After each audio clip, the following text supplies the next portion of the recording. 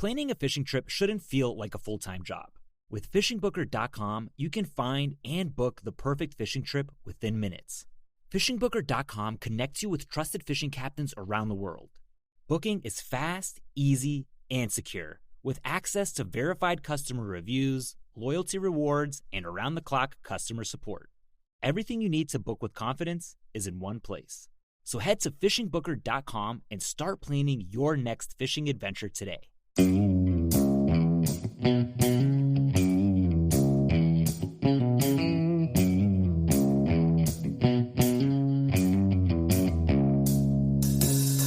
right, welcome back to the Survival and Basic Badass Podcast. Today, we're going to talk about the mighty manslayer, the scourge of God, the perfect warrior, the master of thrones and crowns, known to his people as Genghis Khan, and you may know him as Genghis Khan. So, Kevin, you're excited? I know you are.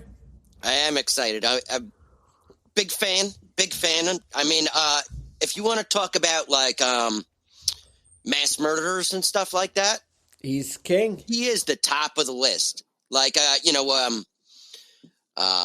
Hitler got about 12 million, give or take. Stalin was responsible for about 20 million, but Genghis Khan beat all of them. He's right up there. And now we don't really know exactly how many people he was responsible for. But it was more than five. More than five. A lot, yeah. Yeah. And, just like Stalin, he didn't physically kill every one of these people, but his madness was kind of like right in there. Yeah, it was his jam. Now, a lot of good things actually came from Genghis Khan. And that is surprising, but it is true. Yeah, it did actually advance civilization, in a way. He revitalized the Silk Road and trade from Eastern China to as far as Italy was opened up by what he did. He incorporated a lot of trade routes that really kind of brought globalization into like a real idea, like a real thing. Before that, it was basically what you had was what you grew and built and made yourself in your community. And, he really started spreading things out, trade between Europe and Asia, which had never really been a thing. So no, they said when he moved, there's a lot of bad things you can say about him. They said when he moved his troops, you measured in latitude and longitude instead of in miles. That's how big and how vast his armies were. But so he didn't start out with a massive army, though, did he? No, he did not. So let's kind of go back to the beginning. So he was born in 1162. So that's a few years back. That's back before the hills got dusty. So just after a little, a couple hundred years after Rome started really collapsing. Right. And that's it. It kind of left a power vacuum. But all right. So when he's born, you got to kind of understand the nomad people here, the Mongol, sorry. It's that nomad lifestyle is I guess what I'm going for. But the people here were very a different mindset. They were very about survival. The Gobi Desert is a brutal place. So, yeah, you kind of have grass and you have pretty fields, but that's kind of all you have. Right. You can herd animals and raise animals, but you have to move like great distances because there's not enough to, in 100 acres or 200 acres, there's not enough to feed any real animals. So you have to keep moving to new locations to provide enough food and water. And, because there's such nothing there, you're actually making your fires out of like animal dung. You're just burning your crap because that's all you got. So it's kind of like that. And everything is like, you're all about the milk from the animals that you got, the horses, the sheep, the whatever. The goats, you're just drinking milk and eating meat, and that's pretty much life. So anyway, the man is kind of the center of the family because he's kind of the warrior kind of thing. So when it comes to like sitting around the fire, getting food, the end of the day, right? The man is up there getting his, then the wife gets hers, then the kids, then the dogs. But the kids are not really taken care of.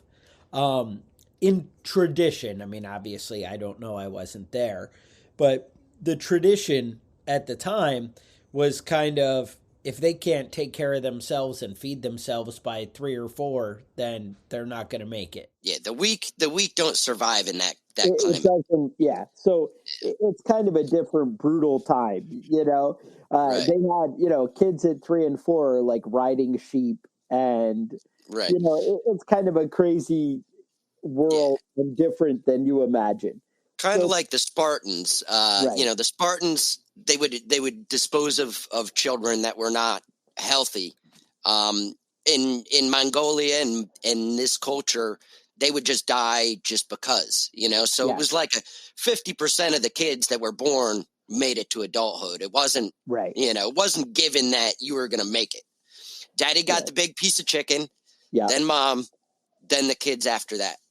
And that's it. So, like, in a way, I mean, there's definitely been cultures that women didn't have such a significant role in the family as they did here. Typically, the men would go out and do warring, and the women would handle every aspect of the household, kind of thing. But another thing about this whole nomadic lifestyle was that they don't really care about possessions. And that kind of follows Genghis Khan throughout his reign, I guess. He's not about capturing big things for, oh, look, I have this shiny building. Oh, look, I have this, big castle, whatever. It's all kind of, hey, I just got my tent and I'm good, But what he did find important was loyalty. And now, obviously, there was and he might have found having sex is important too. Kevin, you had mentioned a couple of weeks ago that perhaps impregnated a lot of women. He impregnated a lot of women. Now, so my wife would point it was out over 1,000. Yes, over 1,000 women had his kids, and a lot of those women had more than one. And they say modern population in the world, 0.5%. So half of 1% of everybody every man in the world is a descendant of Genghis Khan. They use the word direct descendant. Right. Your dad's dad's dad. Yeah. Yeah. Well, it goes a few more if we're getting back to 1200, but it's a little bit more than your great grandpa, but but you get the idea. It goes back. Yeah. He was 1 in 200. Yeah, exactly. He was blowing loads. But what, to bring it back to what you said, the thing of the having awesome stuff, he wasn't into that really. No. But in that culture, the way you make friendships and bonds is through gift giving. Yeah. And so that actually served him well, because when he got an expensive gift or expensive loot, he actually brought it to other tribes and gave it to them, and was like, through that and through warfare, he was able to unite almost all of the Mongolian tribes into a large army. And that's really how he started, was he had gotten a sable coat for something he had done for one tribe, and he took it to another tribe and gave it to their leader to unify the clans. And that's kind of how he built his first small army. And from there, they started building their way up over one coat made out of sable. That's pretty awesome. And so it started out early, where he actually kind of became his own man and took over his tribe at 13 years old. His clan is what you call it. And what it was, he had. There's a story about like him killing his half brother over a fish, but basically the idea was his brother was stealing food from the family, is the way the story kind of conveys. And I read somewhere that he had, it was a pride thing. Like he said he caught it, so he had to kill him, whatever. It was whatever. But the bottom line is, when he's 9, there's some discrepancy in the age, somewhere between 9 and 13. I believe 9 years. Oh, I know what it was. He was 13. He found a cute young lady in a neighbor tribe who was 9 years old. And her dad was kind of like, he's kind of handsome. So I think I accept him for my daughter, but not yet. She's a little young. Let's wait till she's 13.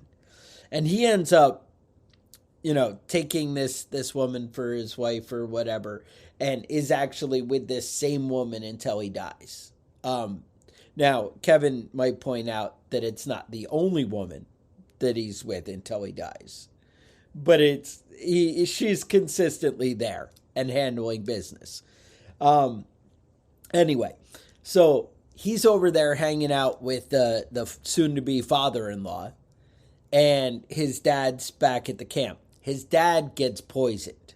Turns out there's a lot of poisoning going on. Now, I don't know if they're just eating bad meat and they think everybody's poisoning them, or if somebody's actually, like, got a jar of poison and they're going from place to place. No, I imagine that food handling and cleanliness was not like at the top of the list when it comes to the Mongolians. Now, his name when he was born is Temujin, and it actually means of iron, and that could be why he made it past the poisoning.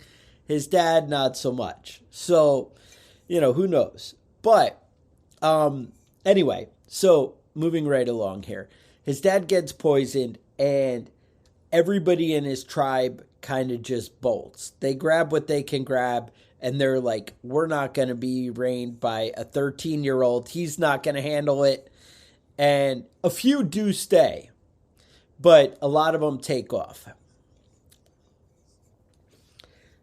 Right.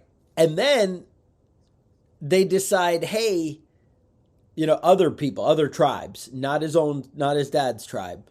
Other tribes are like, we're going to track this guy down and kill him. And so he runs off. He's being chased for, forever. He ends up hiding out in a creek. And a guy comes by, and one of the people searching for him. And the guy kind of like looks right in his eyes, and he sees him.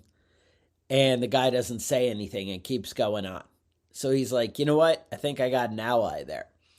And he actually sneaks into the camp of the people hunting him, takes a bunch of food, because come on, and then finds the guy and is like, hey, you got to help me. I know you got my back. And the guy's like, well, I had your back not to turn you in. I'm not sure I got your back to, stand up to people. But they end up working it out. The two of them stand up. He does end up getting captured soon after. And they put him in this thing called a Kang, K-A-N-G. And I could not find a picture or figure out what the hell they're talking about. Best I can tell from the description of the story, it's kind of like stocks, like you used to put the guy in. So I think it's that bar, like you put on an ox. And yeah, maybe if I put the chat on, somebody else knows. I don't know. Anyway, they got that bar, I think, over his back, and he ends up smacking somebody in the head, taking him out, and they do get him cut out, and he goes through it for a while. Anyway, bottom line, rises up, takes power, starts, building and building. But the idea is he earned every bit. He didn't get anything handed to him. This kid, came out of nowhere. But it does seem like his family was respected, up to this point, but it kind Right, of had but all once his fallen father apart. died, Right. yeah, exactly. Everything had fallen apart when he was a child, and he had to start from scratch. Yeah. So then let me see what else I got here. He said, when we can, we plunder. When we cannot, we hide away.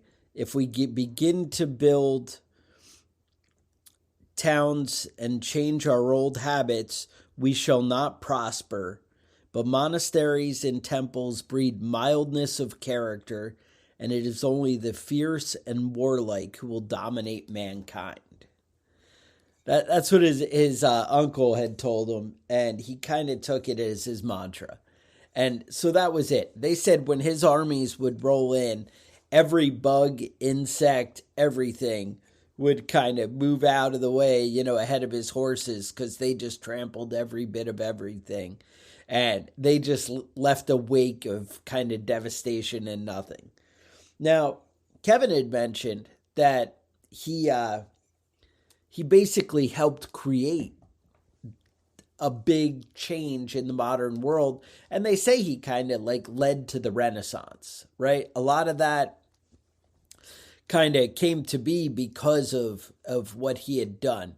So the Silk Road, that trade route, they said that they used to tell stories that you could walk from one end, from the ocean over there by China, all the way to Italy with a gold bowl on your head, and nobody would mess with you because he secured it and ensured, that trade route.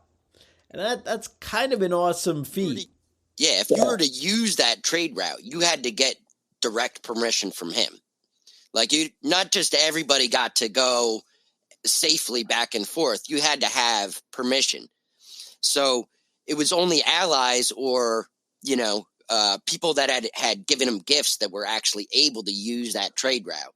And other people obviously did. But, it was basically like you got to get it permission from Genghis Khan to use these trade routes. And it's actually interesting because before he started doing conquering things that were outside of the steppe region, he was actually setting up trade routes in Mongolia. Okay. And that's when they started to find out, people were coming up from China and finding out about all these cities and silk and the wealth that they had. And they had roads that went over rivers, preposterous stuff, And he started hearing these stories about all this wealth that was just sitting out there ready to be taken. Nice. And that's kind of whet his appetite, And that's it. And so he just kept expanding and expanding. Now, again, it's kind of conflicting. Kevin started out saying he's a murderer. Well, no shit. He killed between 5 and 10% of the world. That's pretty significant. So as far as mass murder and genocide kind of thing, but on the flip side of that, it kind of is different because it wasn't like, well, I hate you because you're Jewish. It was basically he would roll into an area and said, hey, you're going to join up with me. And they'd be like, well, and they'd be like, no. And then he'd just roll over. It wasn't even as much as that. He would actually send a messenger out ahead, and they would go in and say, hey, Genghis is coming, and you guys need to, come along with us. You either join or die kind of thing. You might note it from a American Revolution. Maybe that's where it came from. I don't know. They were like, hey, we'll be like Genghis. Join or die. So that's kind of where that came from. I mean, that mindset, right?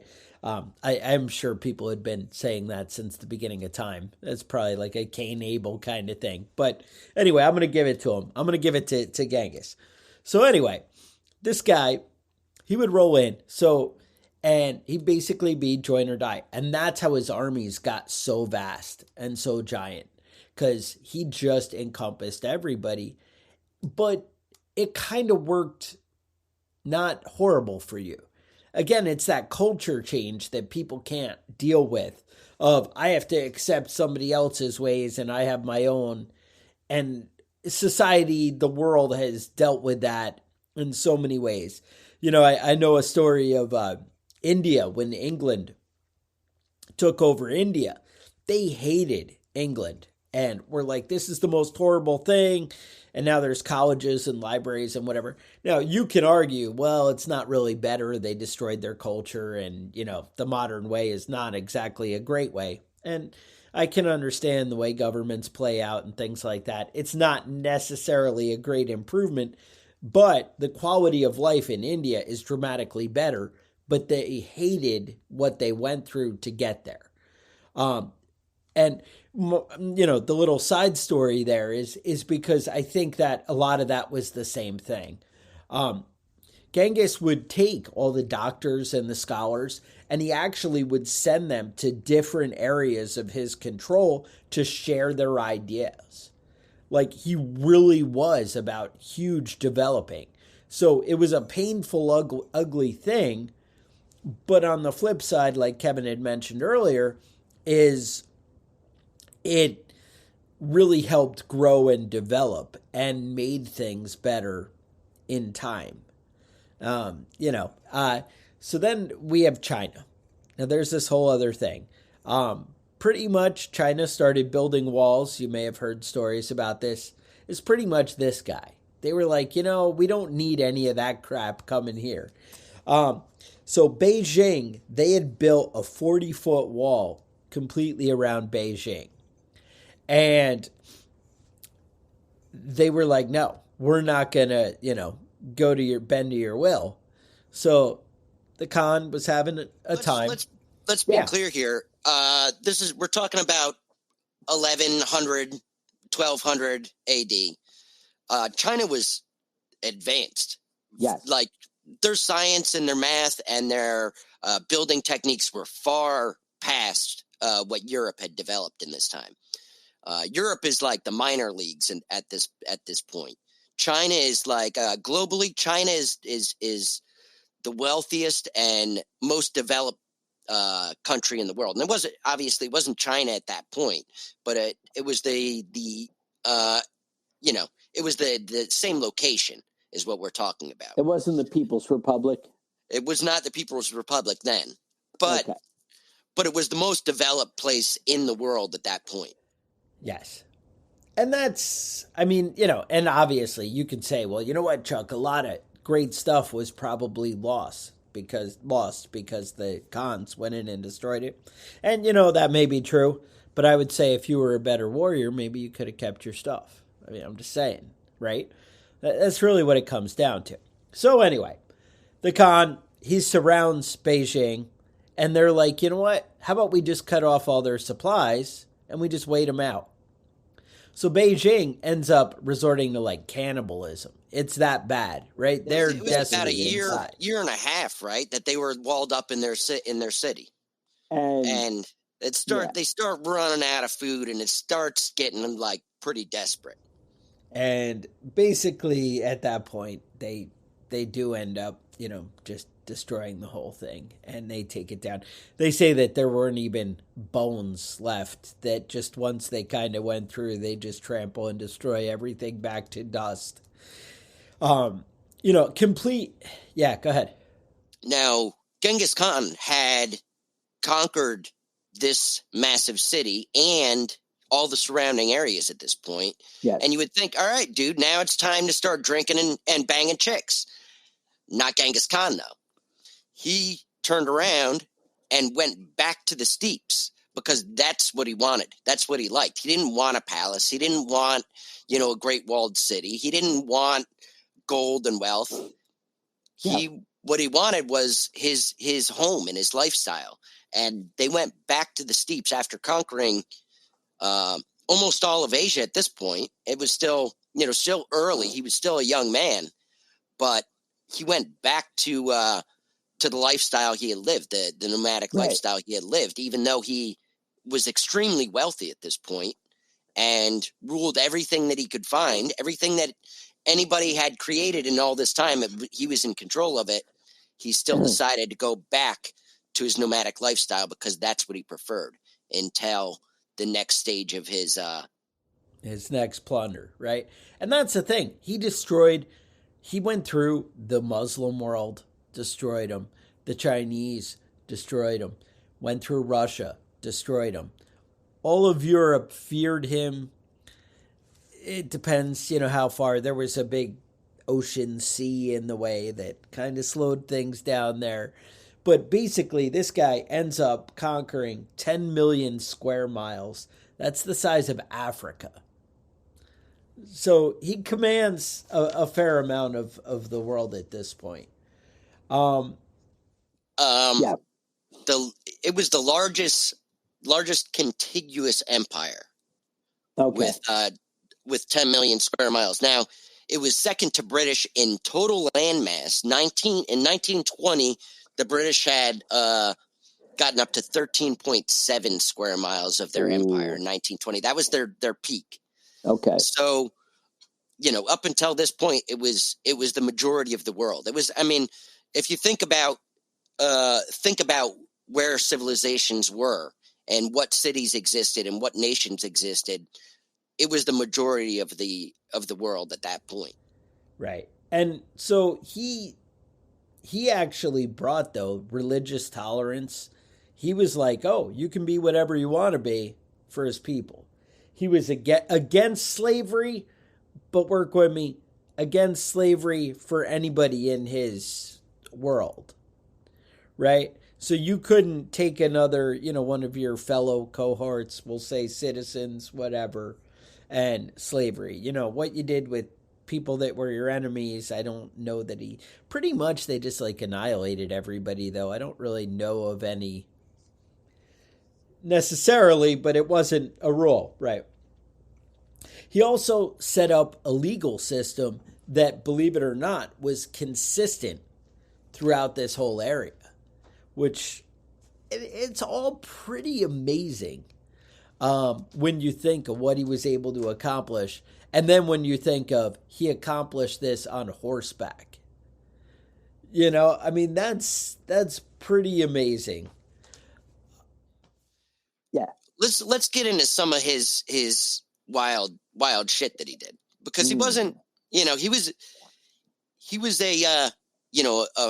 a fierce warrior. They said he was the greatest warrior, that of his time, or maybe that ever existed himself personally. But also the people that worked for him were wild people. And they had a rule against shedding the blood of royalty. Okay. So that means that you can't stab them or, chop their heads off or anything. That doesn't mean you can't kill them, though. What? So there was one guy that was complaining about, that he wasn't getting his fair share of wealth. One of the Chinese kings. And so they gave him silver. They gave him all sorts. They actually tied him up and melted the silver and poured it into his eyes and his ears. And he had as much silver as he wanted. He got it all, huh? Yeah, a lot of the times the royalty would get their necks broken because that was, didn't shed their blood. When they invaded into Russia, they captured the royalty and they built like a log cabin style box, right? And put all the royalty in there. And then they built a platform that was just kind of free floating on top of the people. Okay, nice. And they got on top of that platform and they just had a party? Massive party. Just party on top of that platform, crushing the royalty the whole time.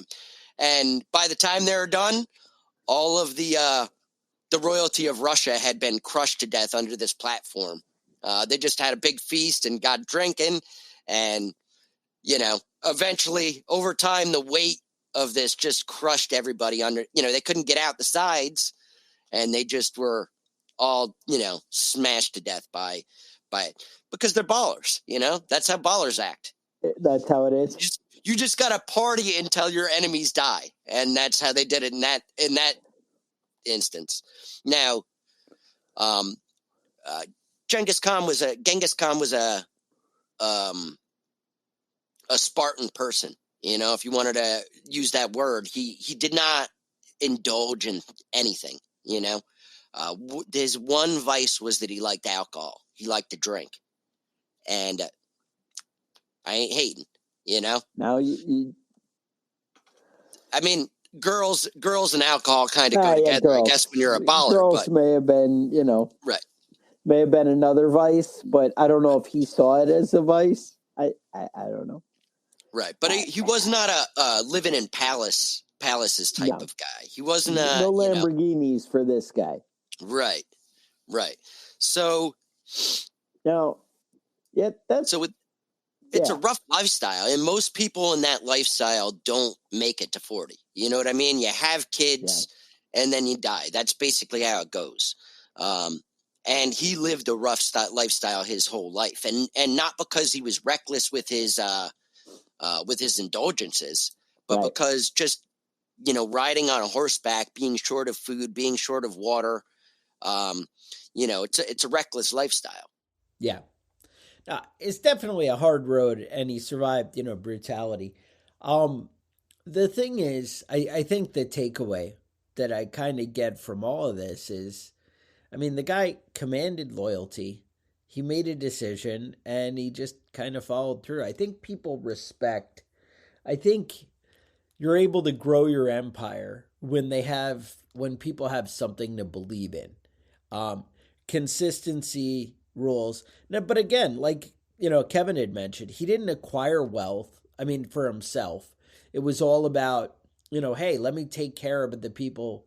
And that loyalty goes both ways. It's not the same thing to have loyalty when you rule with an iron fist and it's just fear. And they just, I do what he says because otherwise my head's going to come off. Well, yeah, that kind of is loyalty.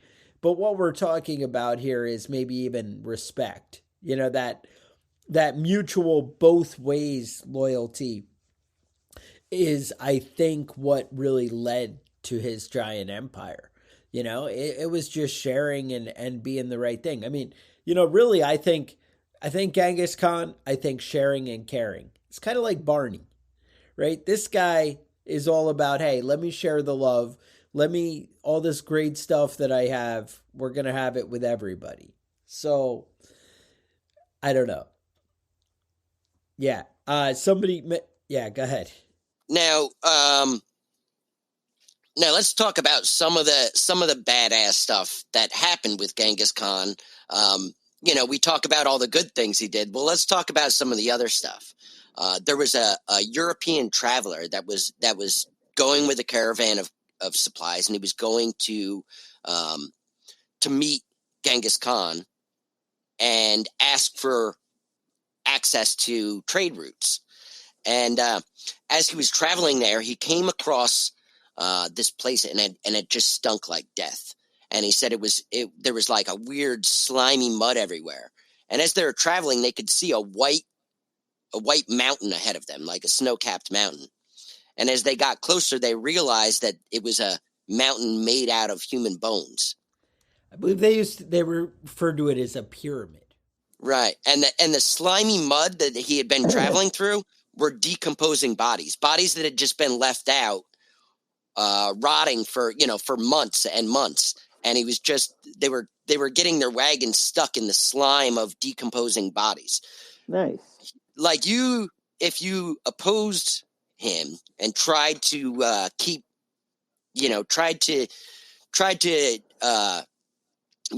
your cities out of him and overpower him, you suffered consequences seriously. It is like malt liquor Monday guy. What they would do is they would when they were traveling and they were short on food, they would take fermented milk and mix it with the blood of their horses. Yeah. and that would be what they would live on when there was no food available.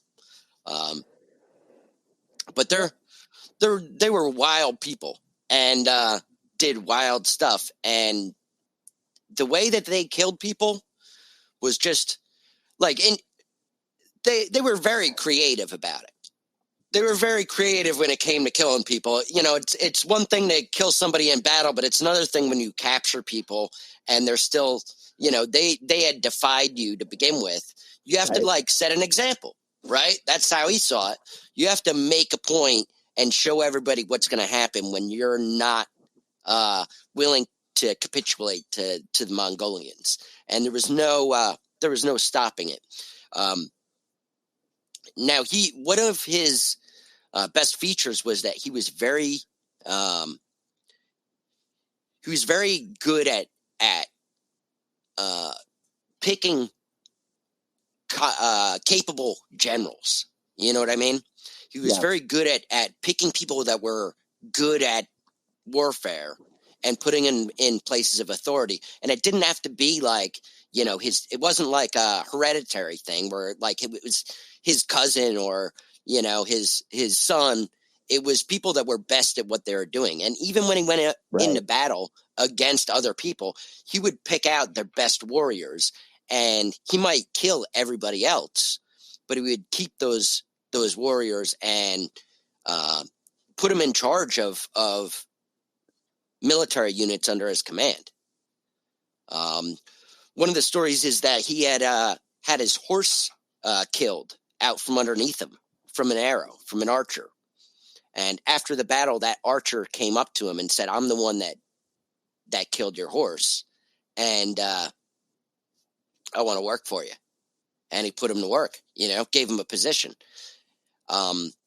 He was very good at picking out people that were good at that type of lifestyle that they were living and incorporating them into his own military. And that's how he built such a powerful military and such a large military, was by not killing off the people that were his greatest threats and his greatest enemies, making them his friends or his you know, his employees, basically. Right. Well, that's the thing. I think one of the biggest things, I mean, you could argue for somebody to dominate the world like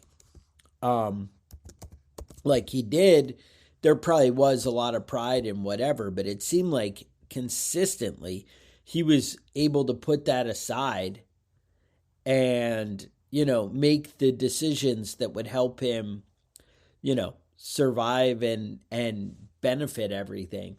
It seemed like he was able to put his own pride aside in order to gain what he wanted, if that makes sense. Mm-hmm. And that's not exactly common with other people. And I mean, this guy was able to hold his reign throughout his entire life. That's an impressive feat. So anyway, he eventually does succumb to illness at the end. Before that, though. Oh, wait. No, I'm getting ahead. Sorry. Yeah. Go ahead. Before that, though, he realized he was getting old. And eventually he knew, like everybody else, he was going to die. But also, he was the most powerful man in the world at this point. And if the most powerful man puts his mind to it, maybe he can solve the issue of aging. Maybe you can solve immortality. And so he started working on this. Now, we've all heard the story of the epic of Gilgamesh and all these stories about great rulers seeking out immortality. I mean, Jeff Bezos is doing it right now, trying to figure out how to stop aging. I mean, if you're super rich, why not, right? Start working on that stuff. You're already a baller. Why not make this shit go forever?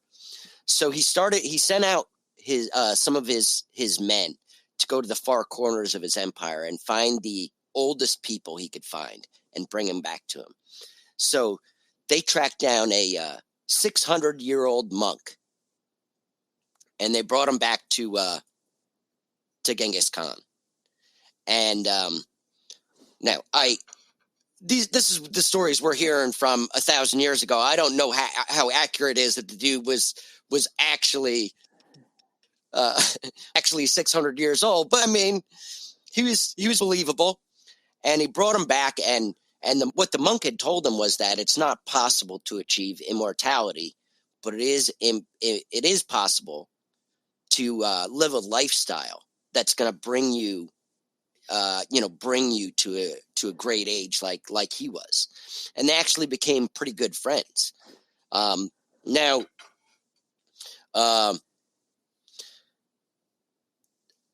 Genghis Khan was a semi-religious man, and his religion was Tengrism.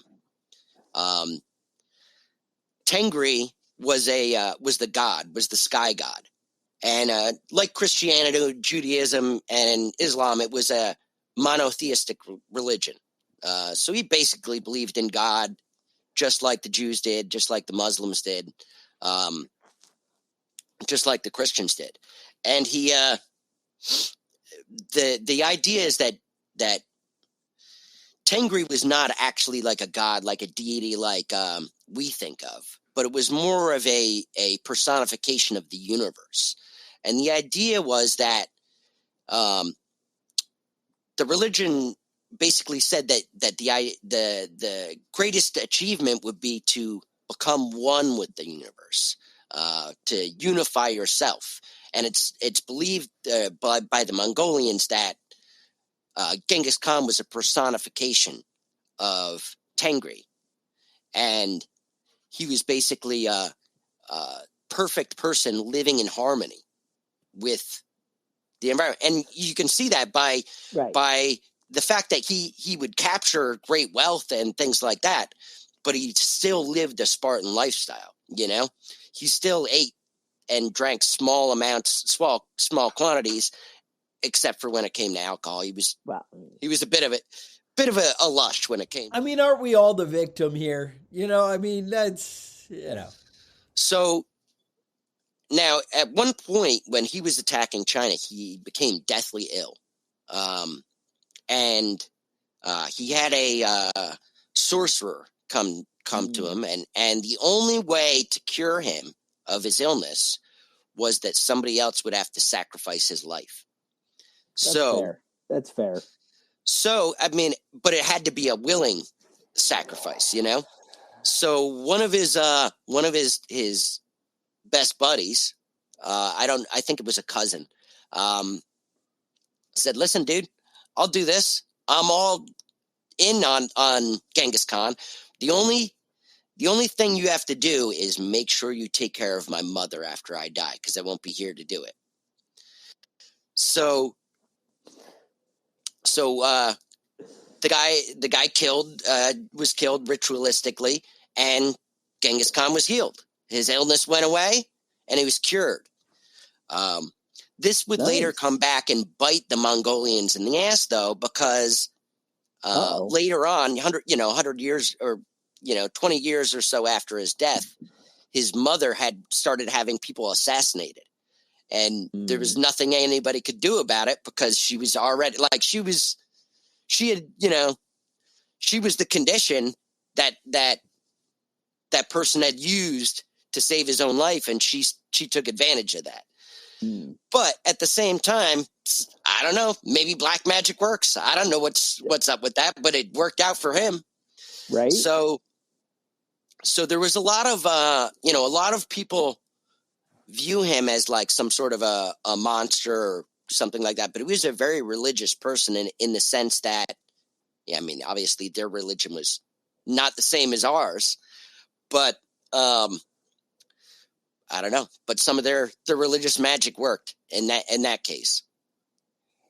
Maybe if somebody had shared the gospel of Jesus Christ with, and I'm going to tell you something. They actually did. The Pope wrote a letter to Genghis Khan saying that he wanted peace. You don't have to come into Europe. Don't come into Europe and start doing weird, crazy shit. Just settle down here. But the thing is, with the Mongolian Mongolian language, there's no word for peace. The only word for peace is the same as the word for subjugation. Like, if you want peace, that means I want to be your subject. And Genghis Khan wrote a letter back to the Pope, and basically what the letter said was that you've obviously been wicked and done wrong in the eyes of God, because I'm God's wrath, and I've come to destroy you. Basically, the most badass letter you could write is be like, you want peace, and that's fine. But maybe you shouldn't have been an ass. Yeah. You've disobeyed God, and now He's sent me to destroy you.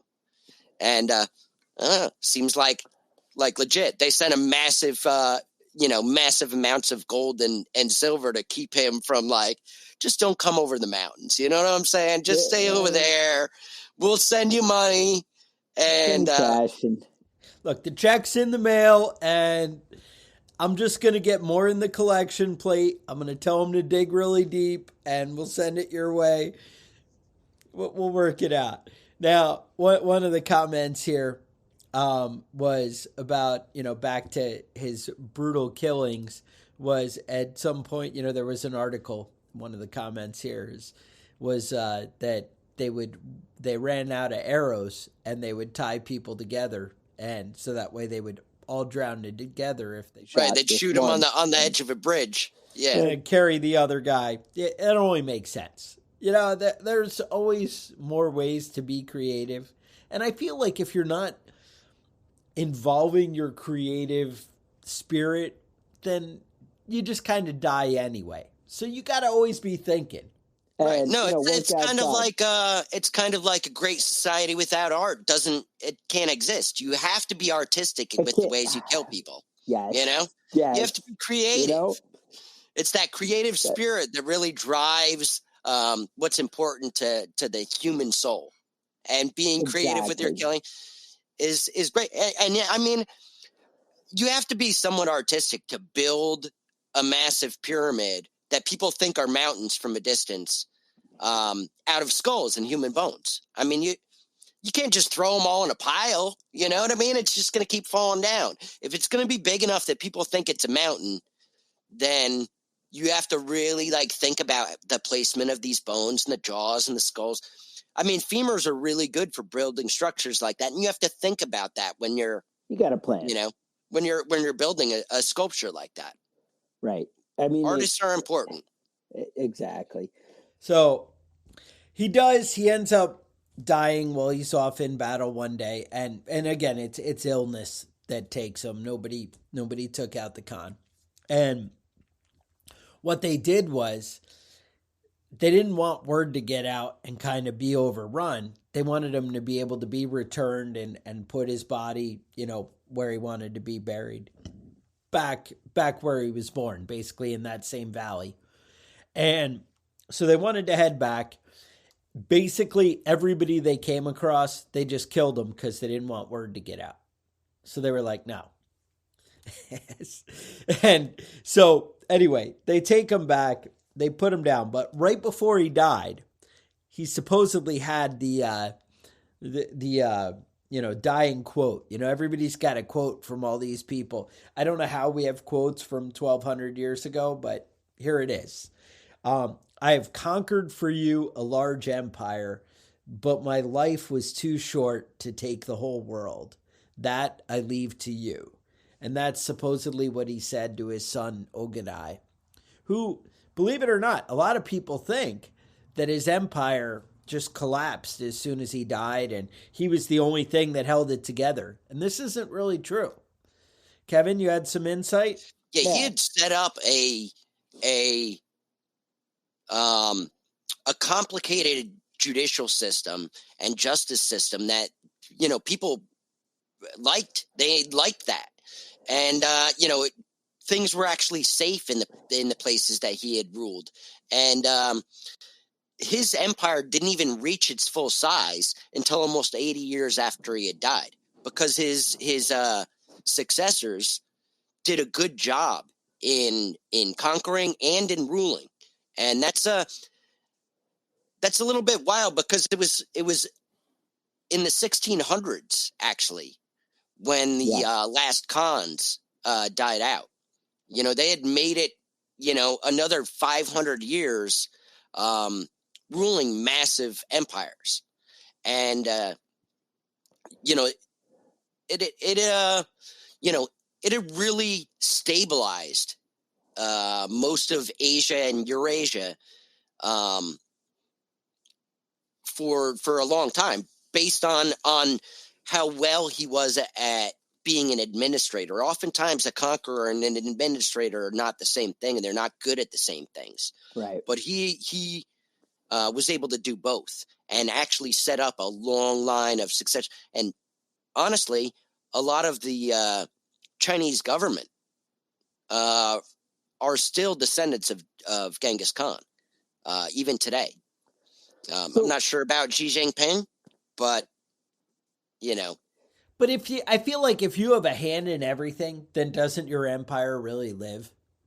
Right? They always say, we always talk about the the weird bloodline, how George Bush and everybody's related, and the Clintons, and they're all 13th cousin, right. 13 times removed from the Queen of England. Right. Who maybe it's all really coming from the Khan. If we can dig back far enough. I haven't really checked into the genealogy, but I feel like there could be a hand here. It may really come back. Now, I was talking to the wife, and she's like, oh, but, what's left? And, well, I have to point out, Mongolia is still a giant country. It's still a nice place, and you can go visit there. Now, I would also point out the reason that they have China on a border and Russia on a border, and, those countries are like down for seizing land and everything all the time. Why would they not be after Mongolia? Well, because there's kind of nothing there. It is, the Gobi Desert is kind of a giant desert. Like I said, it's hard and it's brutal, but yeah. The Mongolian government actually offered to become part of the Soviet Union. And the Soviet Union is like, nah, we're good. Really, we're going to have to send you something. And I don't even want to send a guy down there to talk to you. We'll just leave it. Now, an interesting thing about modern day Mongolia is if you look at the most popular sports of the world, most of Europe, it's soccer. The United States, I think it's football right now. A lot of countries are really into track and field type events, but if you go to Mongolia, the most popular sport is archery. Yeah, and they have a different way of archery, a different way of shooting than we do in Europe. When you shoot an arrow, I know, Chuck, you're into archery a little bit. My son's into it. You use your index and your middle finger and your thumb to hold the arrow as you draw back. But the Mongolians they would pinch it between their thumb and their forefinger. And they have a different way of firing their arrows than most of the rest of the world. And it's kind of interesting. And I kind of tempted and start learning how they did it, because obviously it worked. It worked. That's the bottom line. I did look at some vacation and travel. Now my wife is like, oh, we have to go to Italy. We have to go to Scotland. Doesn't want to go to Mongolia? Mongolia. And it turned out it's not as cheap as you might think.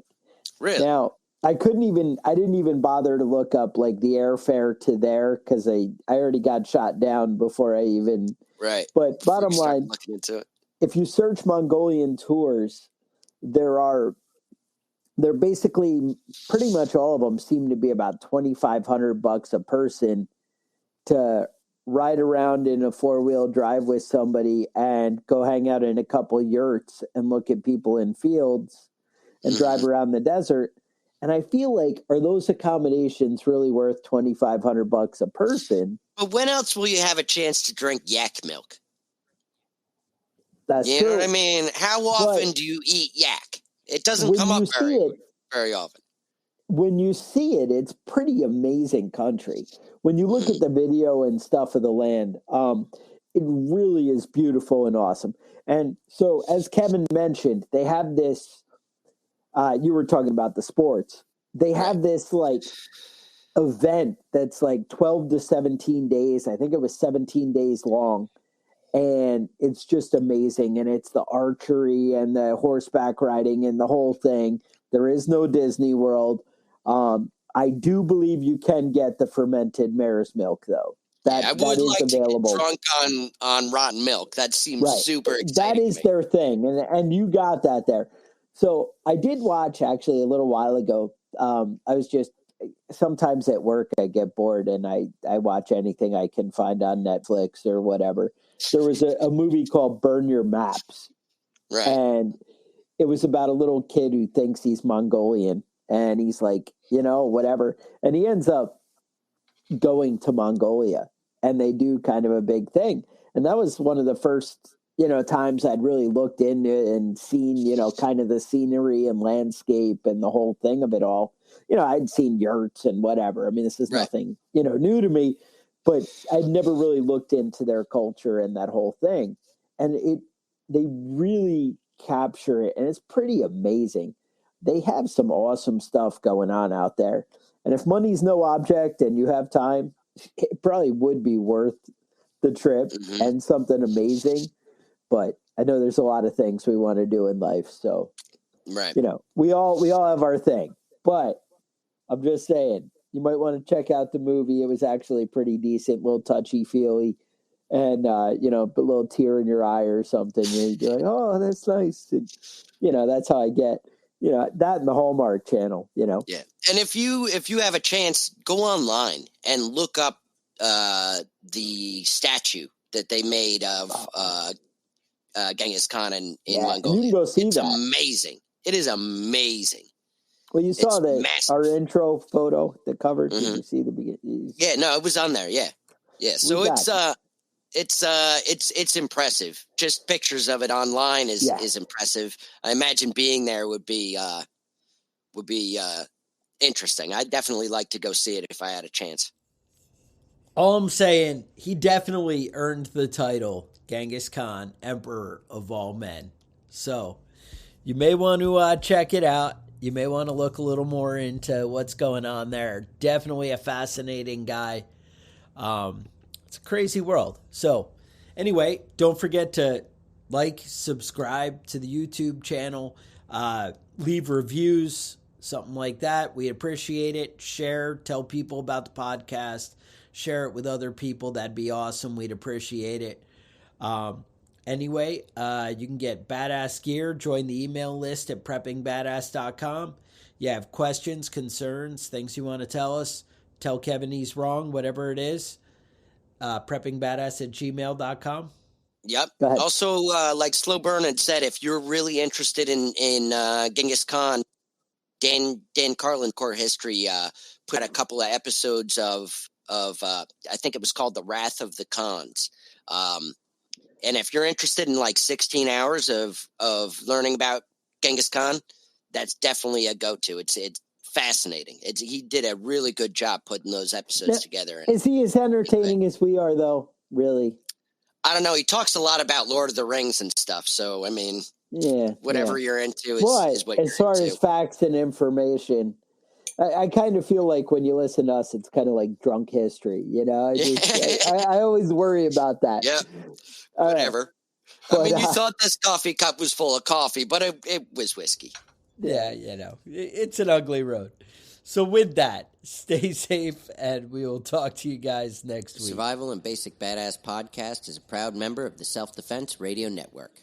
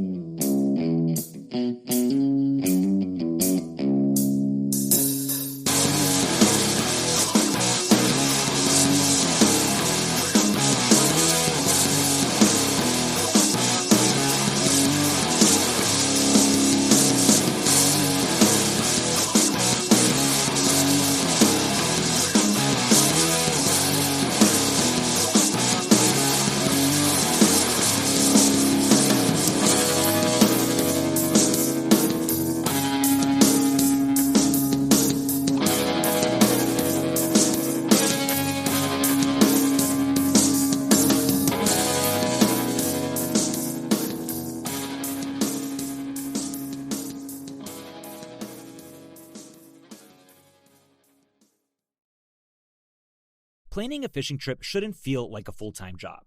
With FishingBooker.com, you can find and book the perfect fishing trip within minutes. FishingBooker.com connects you with trusted fishing captains around the world. Booking is fast, easy, and secure, with access to verified customer reviews, loyalty rewards, and around-the-clock customer support.